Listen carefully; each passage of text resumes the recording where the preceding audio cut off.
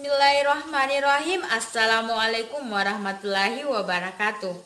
Perkenalkan, nama saya Arini Fitriana dari jurusan Pendidikan Guru Pendidikan Anak Usia Dini angkatan 2019 kelas C, Fakultas Ilmu Pendidikan Universitas Negeri Makassar. Halo teman-teman PG PAUD, bagaimana kabarnya hari ini? Semoga sehat selalu dan tetap dalam lindungan Allah Subhanahu wa taala. Di sini saya akan membahas tentang konsep antropologi forensik.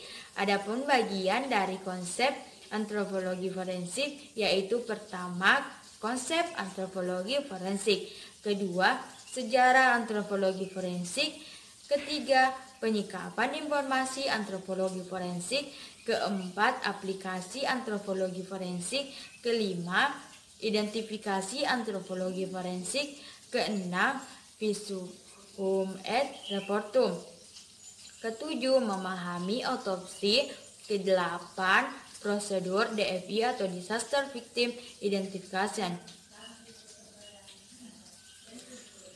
Mau tahu apa saja penjelasan dari kedelapan tersebut? Mari saksikan video selanjutnya. Konsep antropologi forensik. Konsep antropologi forensik. Sekarang saya akan membahas tentang konsep antropologi forensik. Istilah antropologi forensik saat ini rasanya belum layak dikenal dalam ilmu pengetahuan. Hal ini diakibatkan tidak adanya bidang studi yang menjelaskan dengan spesifik tentang antropologi forensik. Jadi kalian para mahasiswa PG PAUD berbanggalah karena sekarang di jurusan kita sudah ada mata kuliah antropobiologi yang menjelaskan dengan rinci antropologi forensik. Antropologi forensik adalah penerapan ilmu antropologi fisik dan proses hukum. Adapun antropologi forensik adalah cabang antropologi biologi berbasis etiologi atau tentang tulang manusia dan hewan, dan ada anatomi manusia atau struktur atau susunan dari tubuh organisme dan hubungan antara bagian yang satu dengan yang lainnya, yang digunakan dalam rangka melakukan identifikasi terhadap individu untuk kepentingan hukum dan peradilan. Ada juga identifikasikan antropologi forensik, yaitu sebagai area penelitian yang fokus pada pemeriksaan material yang dipercaya sebagai manusia yang ditujukan untuk menjawab pertanyaan terkait kedokteran dan hukum atau medik or legal yang berhubungan dengan proses identifikasi. Sejarah antropologi forensik. Sejarah antropologi forensik akar akademik dari antropologi terkait erat dengan antropologi fisik. Meski demikian, pada perkembangan selanjutnya diperluas dalam riset perbandingan di Eropa, terutama perluasan dalam hal studi anatomi. Jeffrey Swiman merupakan pelopor awal mengenai antropologi forensik. Antropologi forensik merupakan disiplin kompleks yang dinamis dan berkembang pesat dalam antropologi dan ilmu forensik. Pembentukan bagian antropologi akademik ilmu forensik yaitu pada tahun 1972, yakni American Board of Forensic Anthropology pada tahun 1977 atau 1978, dan kemajuan organisasi lainnya memberikan peran dalam kemajuan ilmu antropologi forensik. Penyikapan informasi antropologi forensik. Penyikapan informasi antropologi forensik dari penyebab kematian bisa sangat beragam, mulai luka tembok, melanoma, atau keracunan.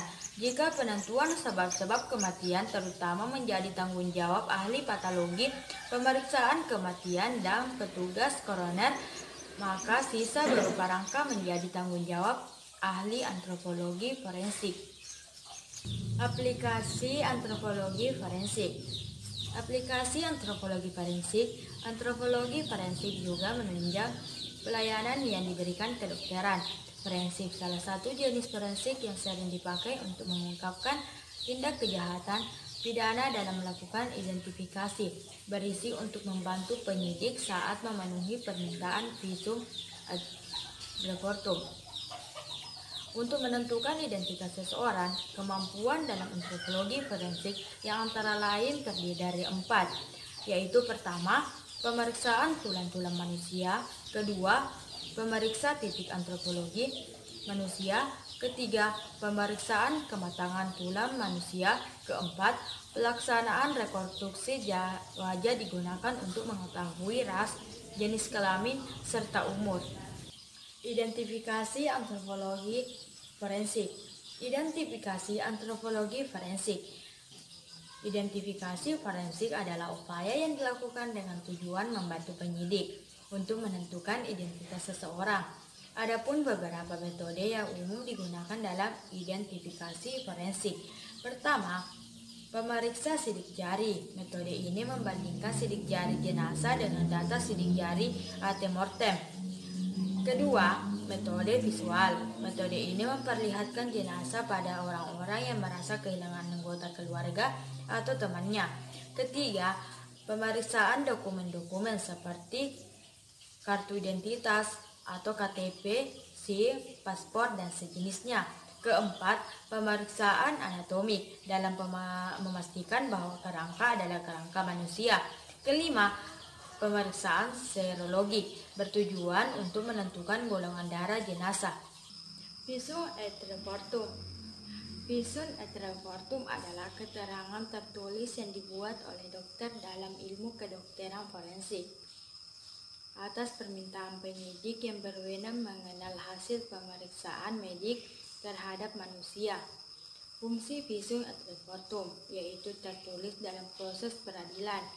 Tujuan visum et repertum merupakan untuk memberi kepada hakim suatu kenyataan akan fakta-fakta dari bukti-bukti yang ada. Memahami autopsi. Memahami autopsi. Autopsi adalah prosedur medis yang dilakukan untuk melakukan pemeriksaan menyeluruh pada tubuh orang yang telah meninggal. Tujuan autopsi atau bedah mayat dapat dilakukan menyeluruh keseluruhan tubuh atau hanya terbatas pada satu organ atau satu daerah tubuh tertentu. Prosedur autopsi. Prosedur atau fungsi meliputi 3 tahap, yaitu pertama, sebelum dan sesudah. Sebelum autopsi, semua informasi terkait orang yang meninggal akan dikumpulkan dalam berbagai sumber selama autopsi. Prosedur autopsi pertama kali dilakukan melalui pemeriksaan internal atau tubuh bagian luar. Sesudah autopsi, sebuah laporan akan diisi dengan temuan-temuan yang didapatkan selama autopsi. Prosedur DFI atau Disaster Victim Identification. Prosedur DFI atau Disaster Victim Identification fase 1 berlokasi di tempat kejadian atau daerah sekitarnya. Fase kedua, pemeriksaan post-mortem biasanya dilakukan di rumah mayat atau kamar mayat yang ada di rumah sakit. Fase ketiga, data antemortem. Data antemortem dikumpulkan melalui informasi dari anggota keluarga maupun teman-teman.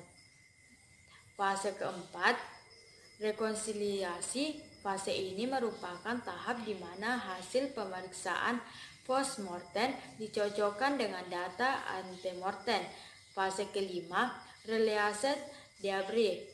Pada fase ini jenazah sudah dapat diidentifikasi dan dikembalikan kepada keluarga bersama dengan surat pelepasannya. Itulah tadi pemaparan materi tentang antropologi forensik.